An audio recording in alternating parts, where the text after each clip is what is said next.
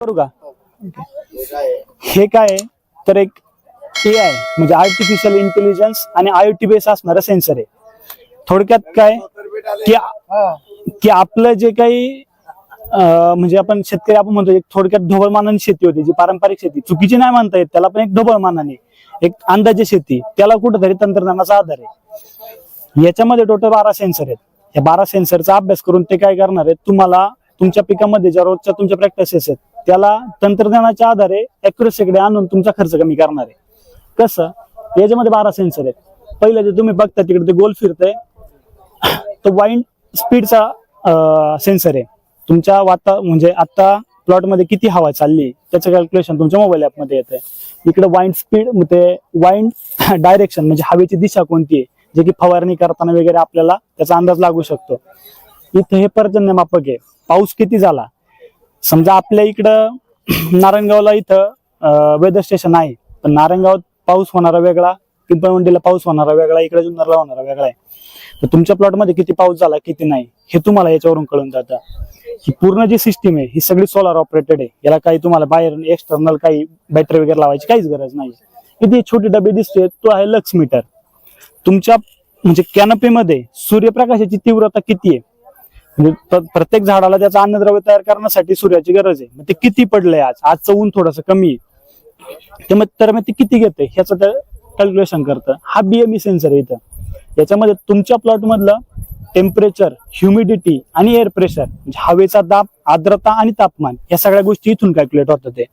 हे एक लिप बनवलेलं आहे. जसं हे झाडाचं पान आहे तसंच हे पान आहे. याला जे सेन्स होतंय तसंच याला सेन्स होतंय. तुमच्या पानाचा ओलावा म्हणजे सकाळी दव पडल्यानंतर पान किती ओलं राहिलं, पावसाळ्यात जास्त उपयोग होतो. पाऊस पडल्यानंतर पान किती ओलं राहिलं, पण बराचदा म्हणतो डावणीच्या बुरीच्या त्या रोगांना बळी पडण्यासाठी मग आपल्याला कळून जातं का पाणी एवढं ओलं होतं म्हणजे काही एवढं टेन्शन नाहीये.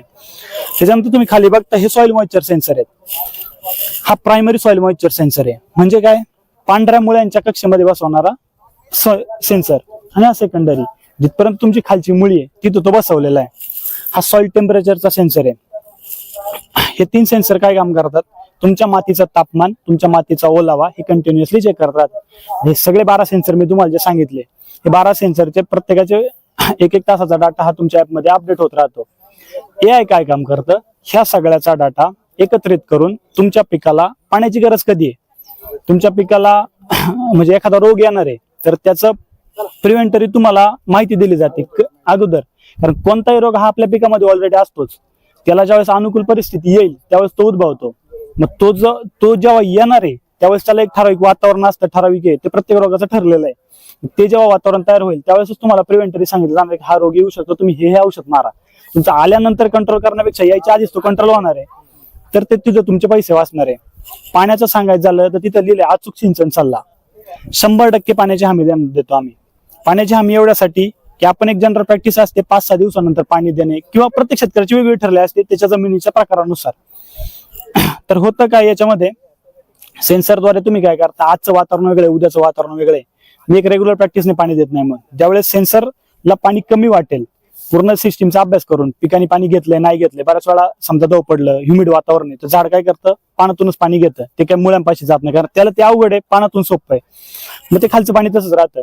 जरी आपण जर रेग्युलर प्रॅक्टिसने पाणी दिलं तर पाण्यात पाणी जातं, किंवा कदाचित जर ऊन जास्त असेल तर म्हणजे झाडाला पाण्याचा शॉक बसतो, थोडासा ताण बसतो आणि ते झाड शॉक मध्ये जातं.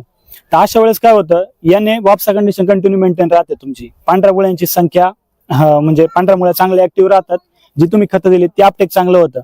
आणि तुमचं पाण्यात पाणी जात नाही, किंवा हे म्हणण्यापेक्षा पण पाणी प्रमाणात गेल्यामुळे तुमचं पाणी वाचतं, पाण्यावर जाणारी खतही वाचतात. आपोआप तुमच्या साहजिक म्हणजे तुमच्या खर्चामध्ये बचत होते. असं हे सगळं गणित आहे.